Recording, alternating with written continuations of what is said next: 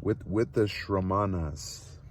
On the evening of the same day, they caught up with the ascetics, those gaunt Shramanas, and offered to join them and attend them faithfully. They were accepted. Siddhartha gave his robe to a poor Brahmin he met on the road. Now he wore only a loincloth and an unstitched, earth-colored shawl. He ate only once a day and never cooked food. He fasted for 15 days. He fasted for 28 days. The flesh fell away from his cheeks and thighs. Fevered dreams flashed from his dilated eyes. The nails got long on his shriveled fingers, and from his chin grew a dry, scruffy beard. His eyes became hard as iron when he encountered women. His lips curled with contempt when he walked through a town among well-dressed people. He saw merchants bargaining, princes going off to hunt, grief-stricken people mourning their dead, prostitutes offering their bodies, doctors working over the sick, priests determining the day of sowing, lovers making love, mothers nursing their babies, and none of it was worthy of his glance. It was all a lie. It all stank. It was all putrid with lies. Everything pretended to meaning and happiness and beauty, but it was all only putrescence. Putrescence, putrescence and decay. The taste of the world was bitter. Life was pain. Siddhartha had one single goal before him: to become empty, empty of thirst, empty of desire, empty of dreams, empty of joy, empty of sorrow. To die away from himself, no longer to be I, to find the peace of an empty heart, to be open to wonder in an egoless mind. That was his goal. When every bit of ego was overcome and dead, when in his heart all cravings and compulsions had been stilled, then the ultimate must awaken, that innermost essence in one's being that is no longer ego, the great mystery. Siddhartha stood silent as the sun blazed straight down upon him, afire with pain, afire with thirst, and kept standing till he no longer felt pain or thirst. Silent he stood during the rainy season, with water dripping from his hair onto his freezing shoulders, onto his freezing hips and legs, and the ascetic kept standing there until his shoulders and limbs were no longer freezing, till they ceased to complain, till they were still. Silent he squatted in the thorn brambles, blood dripping from his burning flesh and pus from his sores, and Siddhartha remained there immobile, not stirring until his blood no longer ran. Until the stinging stopped and the burning was over, Siddhartha sat erect and learned to hold his breath. Learned to make do with only a little breath. Learned to stop breathing. He learned, beginning from his breathing, to calm his heartbeat. Learned to diminish the beating of his heart until it beat only a few times, hardly at all. Taught by the eldest Shramana, Siddhartha practiced self-abnegation, practiced meditative absorption according to the new instructions of Shramanas. A heron flew over the bamboo grove, and Siddhartha became one with the heron in his mind. Flew over forest and mountain. Became a heron, ate fish, hungered with a heron's hunger, spoke a heron's croaking language, died a heron's death. There was a dead jackal lying on the sandy bank, and Siddhartha's mind slipped into the carcass, became a dead jackal, lay on the shore, swelled up, stank, rotted, was torn to pieces by hyenas, flayed by vultures, became a skeleton, became dust, blew out about in the fields, and Siddhartha's mind returned. Dead, rotten, reduced to dust, having tasted the dark drunkenness of the cycle of existence, with a new craving and lay in wait like a hunter for the gap where that cycle could be escaped, where the end of causation could begin, Causation could begin, eternity without suffering. He mortified his senses, immolated his memory, he slipped out of his ego into 1,000 alien forms, became a beast, carrion, became stone, wood, water. At each time when he awoke, he found himself there again, by sunshine or by moonlight. He was once again ego, was pressed back into the cycle, felt craving, overcame the craving, felt craving anew. Siddhartha learned a great deal from the Shramanas, learned many pathways beyond the self. He followed the path of self-extinction by means of pain, by means of suffering intentionally and overcoming the pain. The hunger, the thirst, the fatigue. He followed the path of self-extinction by means of meditation, allowing the senses to empty themselves of all representations. These and other pathways he learned and followed 1,000 times. 1,000 times he left his ego behind. For hours and days at a time he dwelled in non-ego. But even if the methods that he followed led beyond ego, in the end they led back to ego. Though Siddhartha slipped out of ego's grasp 1,000 times, dwelled in nothingness, dwelled in beasts and stones, the return was inevitable. The moment when he would find himself back again was inescapable, whether by sunshine or moonlight, in shadow or in rain. Once again Siddhartha and ego appeared, and once again he felt the torment of the cycle of existence forced upon him. Beside him lived Govinda, his shadow, following the same paths, undertaking the same efforts. Seldom did they exchange words beyond what was required by their task and their practices. From time to time they went together through the villages to bake food for themselves and their teachers. What do you think, Govinda, said Siddhartha once during one of these begging rounds. What do you think? Have we made any progress? Have we reached any goals? Govinda replied, we've learned and we're still learning. You're going to be a great Shramana, Siddhartha. You've learned all the practices very fast. The old Shramanas have often expressed admiration for you.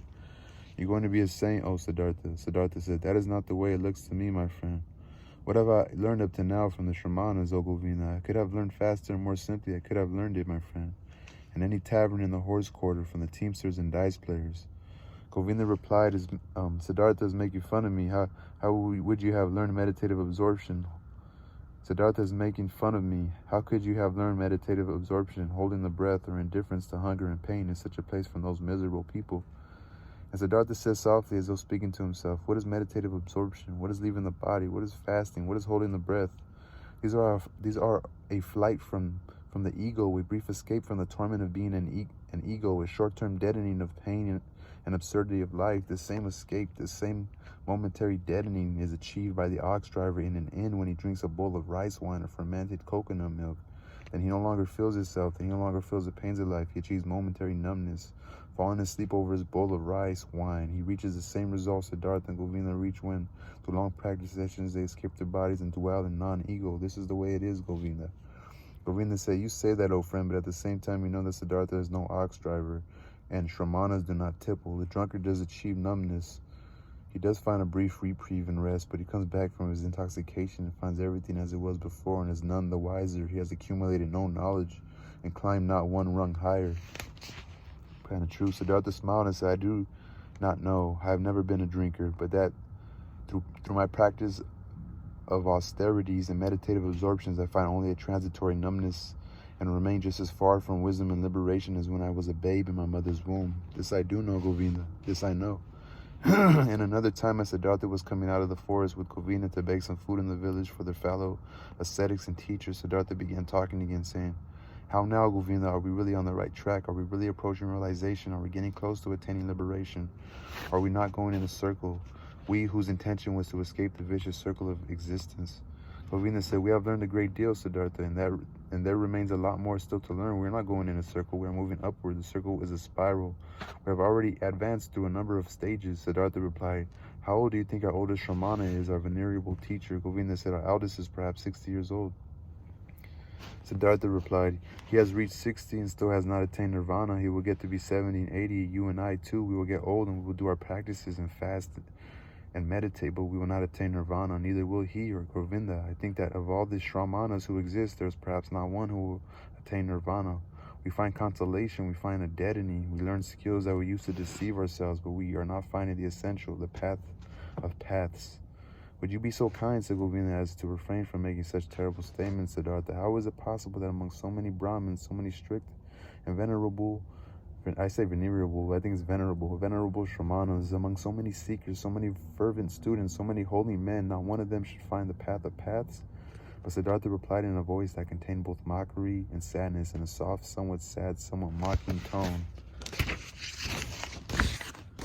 Soon, Govinda, your friend will abandon this path of the Shramanas in which he has accompanied you for so long. I suffer thirst, O Govinda, and on this long path of Shramana, my thirst has not grown any less. I've always thirsted for understanding. I have always been full of questions. Year after year, I ask questions of perhaps, O Govinda, I have asked questions of the Brahmins. Year after year, I ask questions of the holy Vedas. Perhaps, O Govinda, it would have been just as good, just as clever, just as meaningful to address my questions to a tick bird or a chimpanzee. I have taken a long time and I have not yet finished to learn the following, Govinda. It is impossible to learn anything.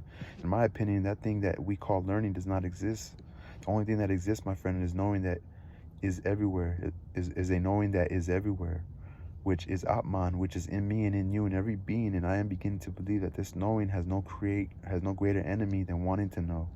I am beginning to believe that this knowing has no greater enemy than wanting to know and learning. Here Govinda stopped on the way and raised his hand, saying, Siddhartha, kindly refrain from frightening your friend with talk of this sort. Truly your words arouse me put fear in my heart. Just consider, if everything were as you say and there were no learning, what would become of the sacredness of prayer, the venerability of Brahmanhood, of the holiness of the Shramanas? Where, Siddhartha, does that leave everything on earth that is sacred, worthy, venerable? And Govinda murmured as if to himself a verse from one of the Upanishads. He who, meditating with pure mind, becomes absorbed in the Atman, inexpressible in words, is the bliss of the heart.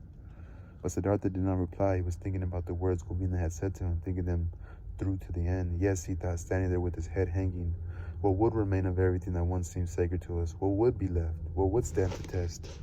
What would stand the test?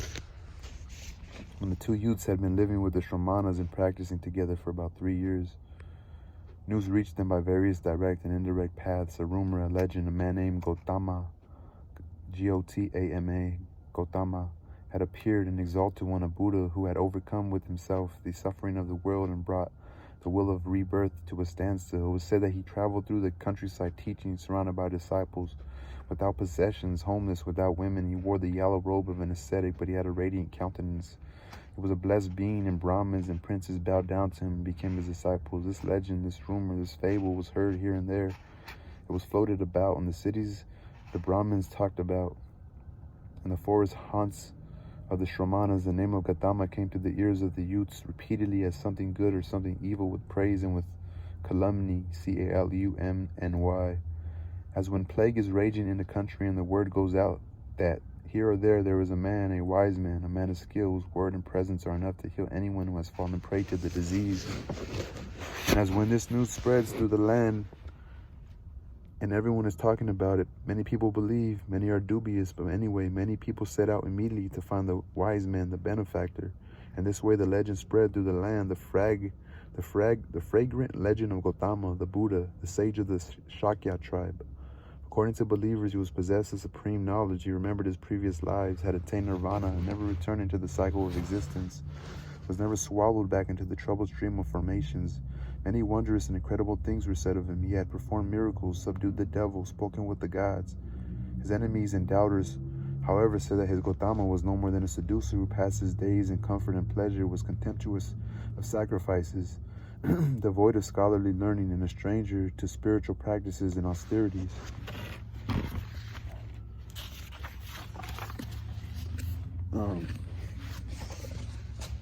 The legend of Buddha had a sweet sound to it. A magical fragrance arose out of these accounts. The world was ailing, life hard to bear, and lo, here a fresh set seemed to spring, a message to sound, consoling, mild, full of promise everywhere. Wherever the message of the Buddha was heard throughout the kingdoms of India, youths took heed, felt longing, felt hope, and among the sons of Brahmins and the towns and villages, every wayfarer and stranger was welcome who brought word of him, the exalted one, the Shakyamuni.